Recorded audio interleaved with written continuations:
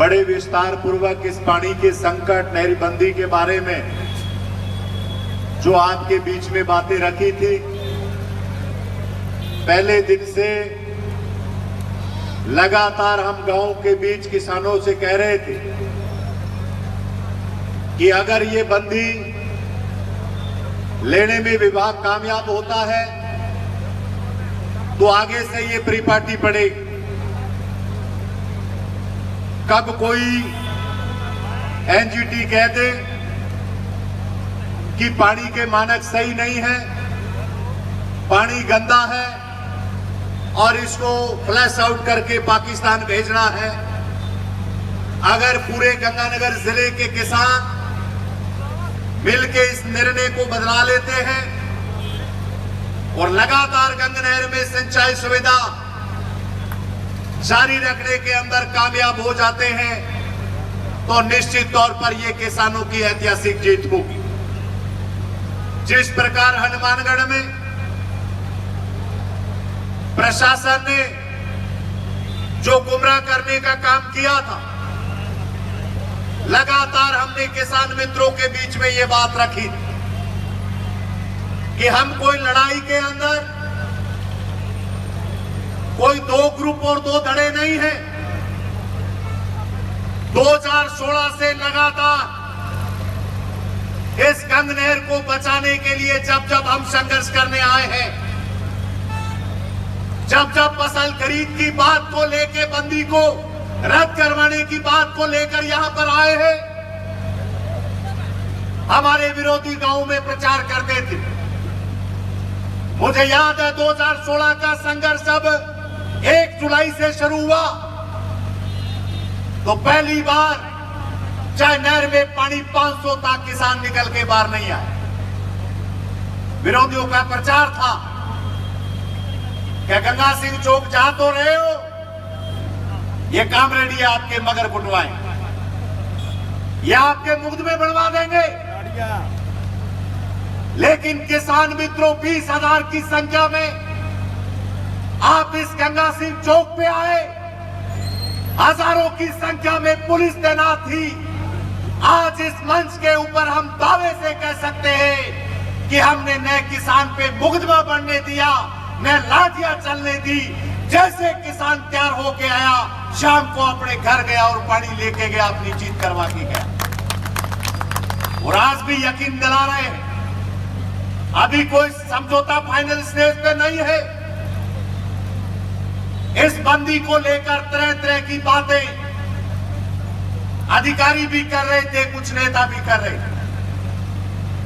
हम पहले दिन से कह रहे थे कि अगर नहर की बंदी होगी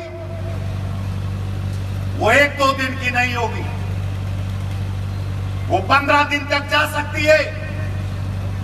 अरे एक तरफ देश के प्रधानमंत्री मोदी पुलवामा के अटैक के बाद टेलीविजन पे कहता है कि पाकिस्तान एक एक बूंद के लिए तरसेगा, और दुर्भाग्य की बात है कि आज गंगा नहर के किसान को एक एक बूंद के लिए तरसाया जा रहा है और पाकिस्तान गंदे के साथ साफ पानी, हजारों क्यूसेक पानी पाकिस्तान भेजने की योजना बनाई जा रही है। जब अधिकारियों से टेबल टॉक होती है,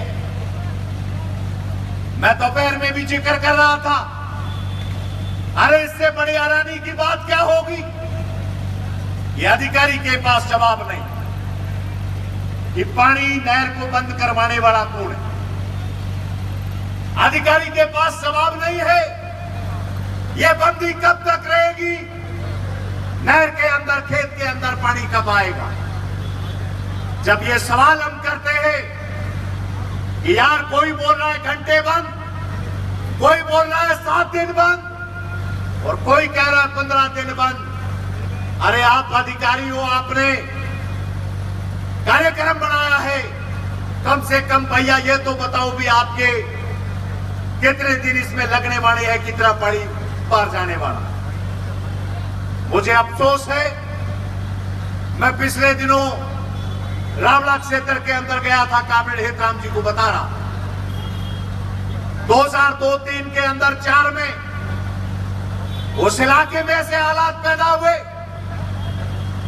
कि 5-5 मरबे के सरदार खेत में 50 लाख रुपए की कोठी, ऐसे ऐसे बिश्नोई जिन्होंने मकान के ऊपर 50-50 लाख रुपए और सारे ट्रैक्टर सारे संज उनके पास थे, लेकिन माया सारी पानी की। जब पानी नहीं आया, जब खेत में हरा तनका नहीं था, वो रावला का बरसाना का बहादुर किसान जब पानी के बदले धरती की प्यास बुझाने के लिए अपना खून देने के लिए तैयार हो गया, तो वसुंधरा की सरकार को नाक रगड़ के 2004 के अंदर पानी देना पड़ा।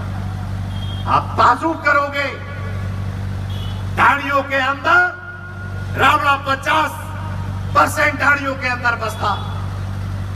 पिछले दिनों पानी आया 700 के करीब, पीएचडी की स्कीमें भरी गई, लेकिन ढाणी के अंदर किसान को खेत के अंदर पानी डिग्गी नहीं भरने।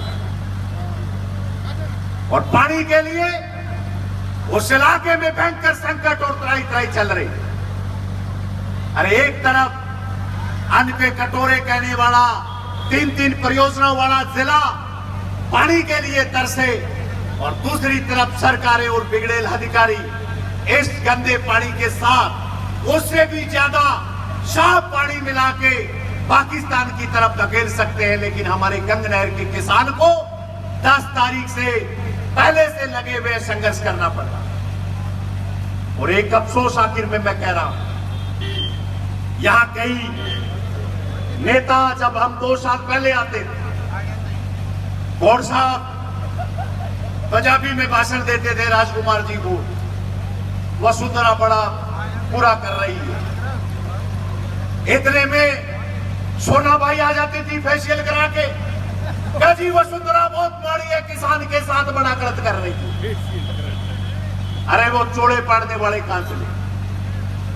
अरे कांग्रेस का राज आ जाए, बीजेपी के लोग घड़ियाली आंसू बहाते हैं कि किसान की आवाज नहीं सुनी जाती। सीसी हेड के ऊपर ये भाई प्रतिपाल और जीकेएस के दूसरे हमारे मनिंदर मान और साथी थे, जानवरों की तरह पीटा गया, 307 के मुकदमे लगाए गए। तब ये टीटी लूथरा गुरजन सिंह सारे तालियां बजा रहे थे कि अनादि लड़क निकालती, और उस समय कांग्रेसी आंसू बहा।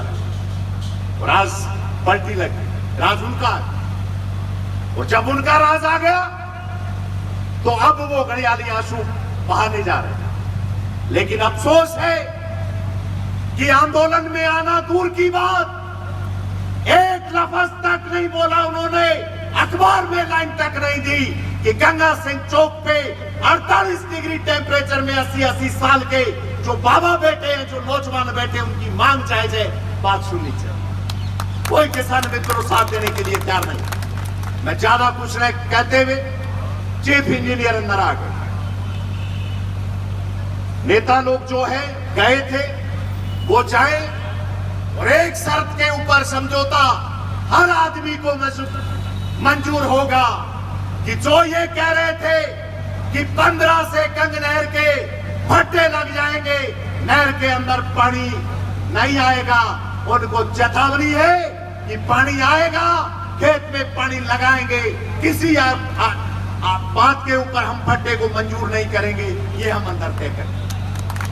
और कलेक्टर और चाहेंगे कि चीफ की मोहर लगा के, और उन्हीं से बोलिए, मीडिया के सामने आए और आके वो ऐलान करे, कि गंग नहर के किसान का हक नहीं मरेगा, ये हम अंदर से तय करवा के आएंगे। मैं सारे अगवा नेताओं से चाहूंगा और दूसरे मित्रों से एक बात मैं चाहूंगा कि हम जब वार्ता करने के लिए जाते हैं, हमारा मन कोई ये नहीं होता, अंदर भी वीडियो देखे होंगे हमारे, हमने तो जब अंदर भी बात की उसी लटके झटके से की। कोई किसी 2-3 साथियों को और चुनना है, आप चुन सकते हैं, वो साथी वार्ता करके आए, जल्दी मामला 15-20 मिनट में निपटा के आ जाए, नहीं तो फट्टे चकने का हम काम करेंगे। आज तय करके आए थे का टांडाली कोनी का भांडाली कोनी एक पास करके जाऊंगा, बार बार टाइम नहीं देंगे। तो सारे नेता लोग जब तक जाएंगे, मुख्य साथी यहाँ पर अपनी बात रखते रहेंगे और मैं दोबारा से कहना चाहूंगा, मोड़ साहब जैसे सूझवान साथी आए और बात को आगे बढ़ाए, तब तक वो साथी हैं वो वार्ता के लिए जा रहे हैं। बहुत बहुत धन्यवाद। इनकलाब जिंदाबाद, किसान एकता जिंदाबाद।